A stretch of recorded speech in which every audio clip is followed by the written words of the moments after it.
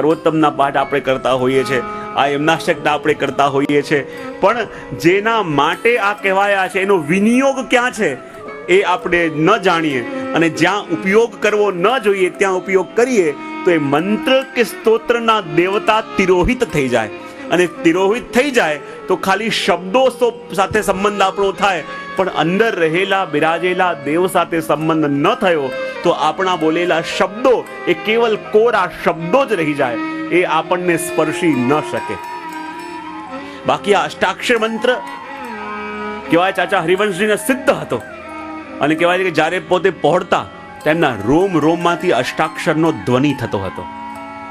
અને અષ્ટાક્ષરનો શું સામર્થ્ય કે જ્યારે સેવામાં જવામાં વિલંબ થતો હતો અને જલ ઉપર ચાલીને જ્યારે ગયા તો વૈષ્ણવ જોડે નવો નવો હતો, બોલે ક્યાં? બોલે જલ પર ચાલીને જઈશું. પેલું કે જલ ઉપર કેવી રીતે ચલાય? બોલે મારી પાછળ પાછળ આવો છે. પ્રભુમાં પોતાનું સ્વરૂપ સ્થાન કરવું કે બસ મારે પ્રભુની સેવામાં જલ્દી પહોંચવું છે, પ્રભુને ક્યાંક શ્રમ ન પડે, પ્રભુની ટહેલમાં ચૂકી ન જવાય. અને જ્યાં અષ્ટાક્ષરનું સ્મરણ કરવા લાગ્યા, જલ ઉપર ચાલવા લાગ્યા. અને ચાચાજી કીધું હતું બીજા વૈષ્ણવને કે જ્યાં હું પગ મૂકું મારા પગલાની ઉપર પગ મૂકજે. એ પણ પાછળ પાછળ ચાલ્યો. બરાબર નદીના વચ્ચે આવ્યા, પાછળવાળા વૈષ્ણવ વિચાર કર્યો મને એમ કે કોઈ મોટો ભારે મંત્ર બોલતા હશે કે જેના આધારે જલ ઉપર ચાલતા હશે, આ તો અષ્ટાક્ષર બોલે છે, એ તો મને પણ આવડે છે. તો પછી એમની પાછળ પાછળ ચાલવાની જગ્યા અલગથી કેમ ના જવું? ને જ્યાં અલગ પગ મૂક્યો યમને મૈયા કી સીધો ચાચાજી હાથ પકડ્યો અને કહે મેં તને કીધું હતું કે મારી પાછળ પાછળ આવો, તો અલગ કેમ પગ મૂક્યો? એ કે ચાચાજી એક વસ્તુ સમજમાં ન આવી કે જે અષ્ટાક્ષર આ બોલતા હતા એ જ અષ્ટાક્ષર હું બોલતો હતો, પણ જ્યારે આ બોલો તો જલ ઉપર ચાલો અને હું બોલું તો ડૂબ્યો કેમ? ત્યારે ચાચાજી એક જ વસ્તુ કીધી કે મેરી તો સુન લી હૈ, તેરી અબ સુનેંગે. આ પુકાર મારી સાંભળી લીધી છે. બોલે કેમ? કે શું બોલું છું ને મને એનું ખ્યાલ આવી ગયો છે કે એનો વિનિયોગ કોણ છે, એના દેવતા કોણ છે, આ કોના માટે છે, આ કઈ રીતે છે. અને તે ખાલી એ મંત્રને કંઠસ્થ કર્યો છે, પણ મેં હૃદયસ્થ કર્યો છે. અને કંઠસ્થ કરેલી વસ્તુ જ્યાં સુધી હૃદયસ્થ ન થાય એનું અસર આપણને જોવા ન મળે. આ તો એ અષ્ટાક્ષર મંત્ર છે કે જ્યાં દેહ છૂટી ગયો હતો ને અષ્ટાક્ષરનું સ્મરણ કરીને આવ્યો ને જીવિત થઈ ગયા. આ તો એ અષ્ટાક્ષર મંત્ર છે કે જેના બલ ઉપર શ્રી મહાપ્રભુજી કૃપા કરી કૃષ્ણદાસ મેઘનને શ્રી ગિરિરાજજીની અંદર રત્નજડિત ગોલોક ધામના દર્શન કરાયા. આ અષ્ટાક્ષરનું સામર્થ્ય શું છે? આ અષ્ટાક્ષર મંત્ર આપણે ખાલી જપતા હોઈએ તો આપણને લાગે કે જ્યારે કંઈક તકલીફ હોય, વિપત્તિ હોય કે એના આમાં શું થાય, બીજો કંઈક ભારે ભાગવતજીના કોઈક પાઠ આપો ને કરવાના કે એ કરીએ કે આ કરીએ આ કરીએ. અરે અષ્ટાક્ષર મંત્ર શું છે એ આપણને ખ્યાલ નથી. અને આપણી દશા એવી છે કે અષ્ટાક્ષર મંત્ર રૂપી કલ્પવૃક્ષ આપણને મળ્યું છે અને કલ્પવૃક્ષની છાંવમાં રહેવાનું સૌભાગ્ય મળ્યું છે, પણ કલ્પવૃક્ષની છાંવ છોડી અને કટોરો લઈને બધે ભાગતા ફરીએ છીએ. આ કલ્પવૃક્ષની છાયા આપણને મળી છે કે આપણી બધી ઈચ્છિત મનોરથોને પૂર્ણ કરનાર આ અષ્ટાક્ષર મંત્ર છે. જ્યારે શ્રી મહાપ્રભુજીએ કૃષ્ણદાસજીને કીધું હતું કે શ્રી ગિરિરાજ બાવાના અંદર રત્નજડિત ગોલોક ધામ બિરાજે છે. જ્યારે આપણે વ્રજમાં જઈએ તો મને અનુસંધાન કરાવજે. અને કહેવાય કે જ્યારે શ્રી મહાપ્રભુજી બિરાજતા હતા અને મહાપ્રભુજીને કૃષ્ણદાસજીએ કહ્યું કૃપાનાથ આપ ઘણીવાર આજ્ઞા કરો છો કે આ ગિરિરાજજીની અંદર રત્નજડિત ગોલોક ધામ છે, તેના દર્શન કેમ કરીને થાય? મહાપ્રભુજી આ અષ્ટાક્ષરનું મહાત્મ્ય પણ બતાવવા માંગતા હતા કૃષ્ણદાસજીને અને કહ્યું કે જા શ્રી ગિરિરાજજીની જ્યાં કંદરા દેખાય એમાં બેસીને 3 દિવસ સુધી અખંડ અષ્ટાક્ષરનું સ્મરણ કરજે. અને જ્યાં કૃષ્ણદાસ મેઘન ગયા અને કહે કે જ્યારે તું ભીતર જાય કુંજમાં ત્યાં તને એક ભગવતી મળશે, એને ભગવત સ્મરણ કરીને આવજે. ઠીક છે. કૃષ્ણદાસ મેઘન 3 દિવસ સુધી અખંડ અષ્ટાક્ષરનું જપ કરતા રહ્યા. અને જ્યાં અખંડ અષ્ટાક્ષરનું જપ કરતા રહ્યા અને એમને લાગ્યું કે જ્યાં હું ઊભો છું ત્યાં ભીતરથી એક રસ્તો જાય છે ગિરિરાજની અંદર. અને કહેવાય એ રસ્તો અંદર જતો હતો અને કૃષ્ણદાસજી બીજા 3 દિવસ અષ્ટાક્ષરનું સ્મરણ કરતા કરતા ગિરિરાજની અંદર ચાલતા રહ્યા. અને 3 દિવસ ચાલતા ચાલતા ગયા. આગળ એ રસ્તો એટલો સાંકડો થયો જે શ્રી ગિરિરાજની ભીતર હતો. અને કહેવાય કે એમાં ચાલીને ન જવાય તો સૂઈને બીજા 3 દિવસ કૃષ્ણદાસજી અષ્ટાક્ષર મંત્ર બોલતા બોલતા ભીતર સરકતા રહ્યા. અને એટલો સાંકડો રસ્તો થઈ ગયો કે શ્વાસ લેવી પણ મુશ્કેલ હતી. દેહ અટકી ગયું, પણ જ્યાં અષ્ટાક્ષર મંત્ર બોલે તો એમનો દેહ આપોઆપ સરકવા લાગ્યો અંદર. અને સરકતા સરકતા બીજા 3 દિવસ જ્યારે ગયા તો આટલી નાની એક બારી આવી અને બારી ખુલતી નથી. જ્યારે અષ્ટાક્ષર મંત્રનો જપ કર્યો એ બારી ખુલી અને જ્યાં ભીતર જોયું તો આખો સોનેરી રંગનો પ્રકાશ. અને જ્યાં બારીમાંથી ભીતર ઉતર્યા ચારો તરફ સ્વર્ણનો પ્રકાશ છે. સૂર્ય નથી તો પણ અજવાળું છે, ચંદ્ર નથી તો પણ અજવાળું છે. ચારો ઓર રત્ન જડિત સુંદર સુંદર ભવનો બનેલા છે. એની બહાર સુંદર બગીચા છે, બગીચામાં સુંદર મચકી બાંધેલી છે, ત્યાં નીચે સુંદર શૈયા છે અને શૈયાજીની આસપાસ માલાજીના અને દૂધઘરના ડબરાઓ પડેલા છે. કૃષ્ણાસ વિચાર કરે આ ક્યાં આવી ગયો. ચાલતા ચાલતા રસ્તામાં જાય, અષ્ટાક્ષર બોલતા જાય, અષ્ટાક્ષર બોલતા જાય અને જ્યાં અષ્ટાક્ષર મંત્ર બોલે આપોઆપ ચાલવા લાગે. આખી ભૂમિ હીરા માણેક પોખરાજથી જડેલી છે. સુંદર સુંદર વૃક્ષો છે જેના પત્ર પણ ક્યારે કરમાતા નથી, જેના પુષ્પ પણ કવરમાતા નથી. વિચાર કરે આ પ્રભુની ભૂમિ છે, આ શું છે.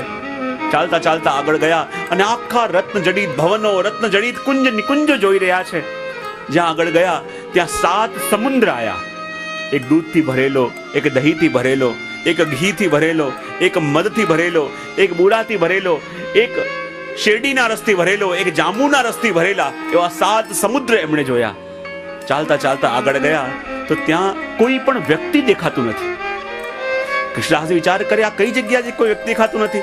ત્યાં એક આંબાનો બગીચો આવ્યો અને આંબાના બગીચાની અંદર એ બધા વૃક્ષો ઉપર આંબા લાગેલા હતા, પણ એવા આંબા જેમાં છાલ પણ નથી, ગોટલી પણ નથી, રસરૂપ આમ લટકી રહ્યા છે, પણ કોઈ દેખાતું નથી. બોલે વલ્લભે તો આજ્ઞા કરી હતી કે ત્યાં કોઈ ભગવદી મળશે, એને ભગવત સ્મરણ કરાવીને આવજે. કોઈ દેખાતું નથી. અને ત્યાં જ એમની દ્રષ્ટિ પડી કે ઉપર એક પોપટ છે અને પોપટ બેઠો બેઠો શ્રી કૃષ્ણ શ્રી કૃષ્ણ શ્રી કૃષ્ણ બોલી રહ્યો છે. એની પાસે ઘણી બધી સુંદર સુંદર સામગ્રીઓ છે, સુંદર સુંદર દૂધઘર સકડી અનસકડી પડેલી છે, પણ એ ખાતો નથી, ખાલી આટલું બોલે છે શ્રી કૃષ્ણ શ્રી કૃષ્ણ શ્રી કૃષ્ણ. અને જ્યાં પાસે આવ્યા વિચાર કરે બીજું તો કોઈ દેખાતું નથી. મહાપ્રભુજી આજ્ઞા કરી હતી કોઈ ભગવદી મળશે ને ભગવત સ્મરણ કરાવજે, પણ અહીંયા કોઈ દેખાતું નથી. ખાલી એક પોપટ હતો ને જ્યાં બોલ્યો શ્રી કૃષ્ણ તો કૃષ્ણદાસજી બોલ્યા શ્રી કૃષ્ણ શરણમ. અને ત્યાં પેલા પોપટે ઊંચું જોયું, ઉડતું ઉડતું ગયું, ત્યાં પડેલી સખડી એક ચાંચમાં ભરી ખાવા લાગ્યો. ફરી બોલ્યો શ્રી કૃષ્ણ. કૃષ્ણદાસજી બોલ્યા શ્રી કૃષ્ણ શરણમ મમ.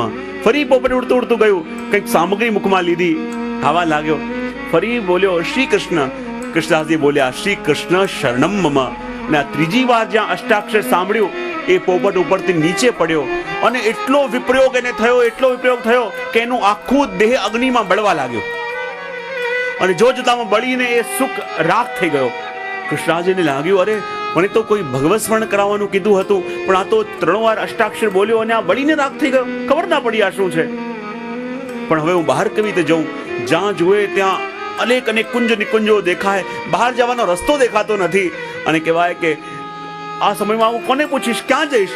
ચારો ઓર ભાગી ભાગીને થાક્યા, બહાર જવાનો રસ્તો ન દેખાયો. અને અષ્ટાક્ષરનું સ્મરણ કરતા કરતા જ્યાં કૃષ્ણદાસજી મૂર્છિત થઈને ઢળી પડ્યા અને જ્યાં આંખ ખુલી તો શ્રી મહાપ્રભુજીની સામે બેઠા હતા, મહાપ્રભુજીની બેઠકમાં. અને જ્યાં વલ્લભના દર્શન કર્યા, મહાપ્રભુજી કહે અષ્ટાક્ષરનો પ્રભાવ જોયો. રત્નજડિત ગોલોકધામના દર્શન ગિરિરાજીમાં થયા. બોલે થયા તો ખરા, પણ એ ભગવતીને ભગવત સ્મરણ કરાવવાનું આપે કીધું હતું ત્યાં શુક દેખાયો. એ કેટલા યુગોથી બેઠો બેઠો શ્રી કૃષ્ણ બોલતો હતો, પણ જ્યારે શ્રી કૃષ્ણ શરણમાં બોલ્યો એને કંઈક ખાધું, પણ ત્રીજી વાર જ્યાં લેવા ગયો બળીને રાખ થઈ ગયો, સમજવા ના આવ્યું. ત્યારે કહે કે એ સ્વામીજીની સખી હતી. લીલામાં જાણે અજાણે અપરાધ થયો, એને શ્રાપ પડ્યો હતો અને કેટલા યુગોથી આ કુંજની અંદર બેઠી હતી કે મારું એક ક્ષણ પણ બીજા બધામાં મન ગયું, માટે મને આ શ્રાપ મળ્યો. તો અહર્નિશ હું ખાલી કૃષ્ણ કૃષ્ણનો જપ કરીશ, ન કંઈ ખાઈશ ન કંઈ પીશ. અને કેટલા યુગોથી એ સુખ ત્યાં હતું.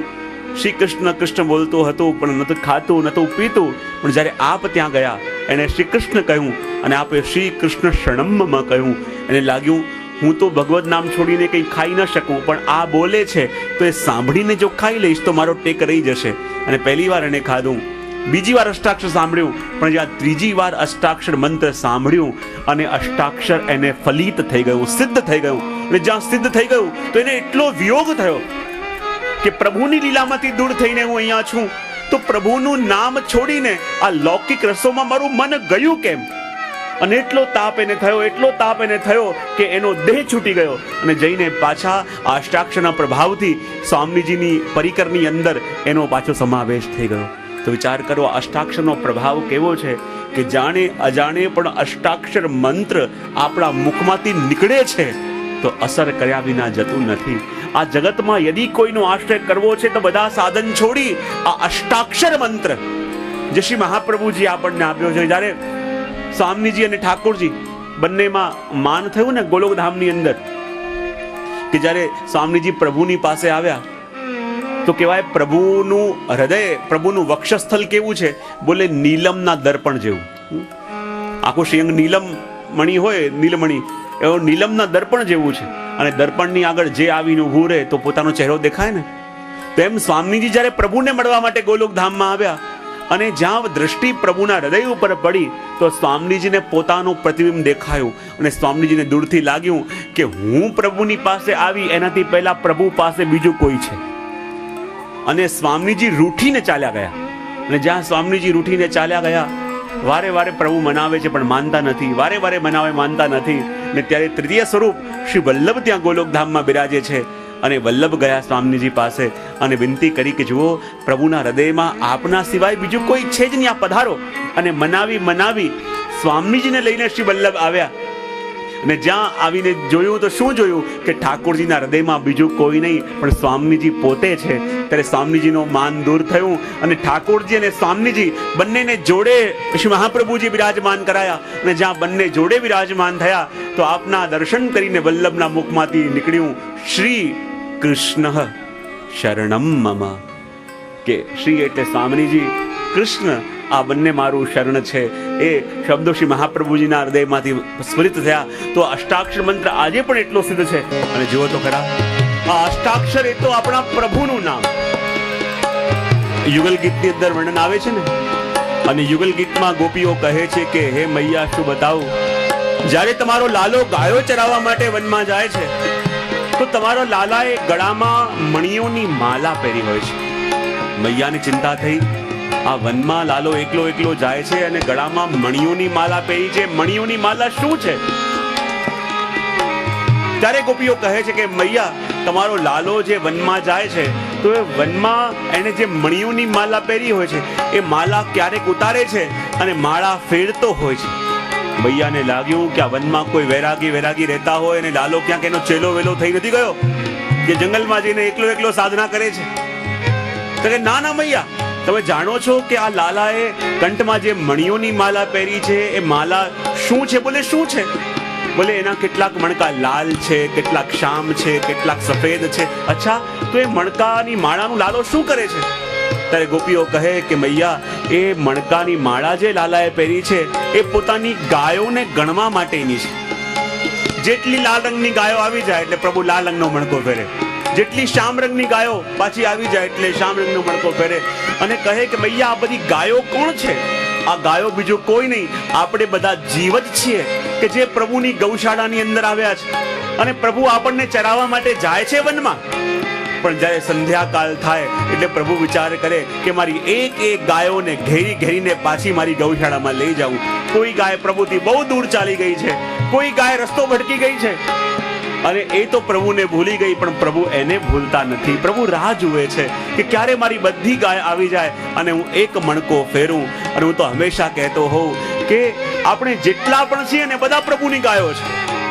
અને આપણા મહાપ્રભુ તો અહીંયા સુધી કહે છે કે જે દિવસે આપણે બ્રહ્મ સંબંધ લીધું એ દિવસે આપણા નામની એક ગાય પ્રભુની ગૌશાળામાં આવી ગઈ. જેટલી પણ ગાયો પ્રભુની ગૌશાળામાં છે એમાંની એક ગાય આપણા નામની પણ છે. આપણે પ્રભુનું નામ લેતા હોઈએ કે ન લેતા હોઈએ પણ સંધ્યાકાળમાં પ્રભુ આપણા નામની માળા જરૂર ફેરે છે. જ્યારે સંધ્યાકાળ આવે અને પાછા જવાનો સમય આવે, પ્રભુને લાગે મારી બધી ગાયો આવી છે કે કેમ, કોઈ મારી ગાય અહીંયા વનમાં રહી ન જાય, કોઈ ગાય મારા વિના એકલી ન રહી જાય, એક પાછી કેમ કરીને આવશે? અને પ્રભુને ઘરે આવતા મોડું થતું હોય પણ પ્રભુ રાહ જોતા હોય કે મારી બધી ગાય આવી જાય, હું પછી જાઉં. વિચાર કરો, પ્રભુ પ્રભુ પાસે તો આપણા જેવા કરોડો જીવો છે, પણ આપણા પ્રભુ એક છે. પણ એ કરોડો જીવોને યાદ કરી ભગવાન જો આપણા નામની માળા ફેરતા હોય, પણ આપણા તો ભગવાન એક છે, પણ આપણે આટલા બધા થઈ એક પ્રભુના નામની માળા પણ ફેરી શકતા નથી. વિચાર કરો, આપણા જેવા તો કરોડો છે, અને કરોડોને યાદ કરી ભગવાન આપણા નામની માળા ફેરે છે. ક્યાં કે જીવ ના રહી જાય, ક્યાં કે જીવ દૂર ના ચાલ્યો જાય, અને આપણે એક પ્રભુને નામની માળા પણ ફેરી શકતા નથી. પ્રાચીન બાળકોની આજ્ઞા છે. એ પ્રાચીન બાળકો આજ્ઞા કરીને કહે છે કે જ્યારે આપણે પ્રભુની ટહેલ કરવા બેસીએ, ચાહે પુષ્પની માળાજી કરવા બેઠા હોઈએ યા કોઈક હિંડોળા ભરવા માટે બેઠા હોઈએ, તો આમાં જેટલી પણ વસ્તુઓ, જેટલા પણ પુષ્પો ત્યાં છે, એ બધા આતુર છે પ્રભુને મળવા માટે. એ બધાની લાલસા છે કે અમારો વિનિયોગ પ્રભુની સેવામાં થાય, પણ છતાં બધા પુષ્પોનો વિનિયોગ થઈ શકતો નથી. જ્યારે આપણે સામગ્રી સિદ્ધ કરવા બેઠા હોઈએ તો જેટલા શાકભાજીના પણ ભાગ હોય, દરેકની ઈચ્છા હોય કે અમે પણ પ્રભુની સેવામાં લાગીએ, પણ દરેકનો પણ ઉપયોગ પ્રભુની સેવામાં થઈ શકતો નથી. તો આપણા પ્રાચીન બાળકોની એવી આજ્ઞા છે કે જ્યારે પુષ્પો આપણે લીધા હોય પ્રભુની માળાજી માટે, અને જેટલો આનંદ એ પુષ્પોને હોય કે અમે પ્રભુના હૃદયથી લાગીશું, એટલો જ આનંદ બધા પુષ્પોને હોય. પણ એમાંથી અમુક પુષ્પોને તો આપણે લઈ લઈએ અને અમુક પુષ્પોને આપણે રહેવા દઈએ. તો વિચાર કરો, જે પુષ્પો રહી ગયા એનો વિપ્રયોગ કેવો હશે. એમની સાથે રહેવા વાળા, એમની સાથે જેને સાધના કરી, એ તો પ્રભુના હૃદય સુધી પહોંચ્યા, પણ એ જીવનો વિનિયોગ પ્રભુની સેવામાં ન થઈ શક્યો. અને એટલો તાપ એને થાય, એટલો તાપ એને થાય કે તાપ એનાથી સહન ન થાય. માટે પ્રાચીન બાળકોએ આજ્ઞા કરી કે જે સામગ્રી, જે પણ પદાર્થ કે જેનો વિનિયોગ પ્રભુની સેવામાં કરવા માટે લાવ્યા હતા, પણ એનો વિનિયોગ પ્રભુની સેવામાં થઈ ન શક્યો, તો એના ઉપર હસ્ત પધરાવી અને અષ્ટાક્ષરનું 3 વાર સ્મરણ કરાવવું, જેથી એ રહેલા જીવોને પણ એમ લાગે કે મને પણ ઠાકોરજીના હૃદયનું સુખ પ્રાપ્ત થયું.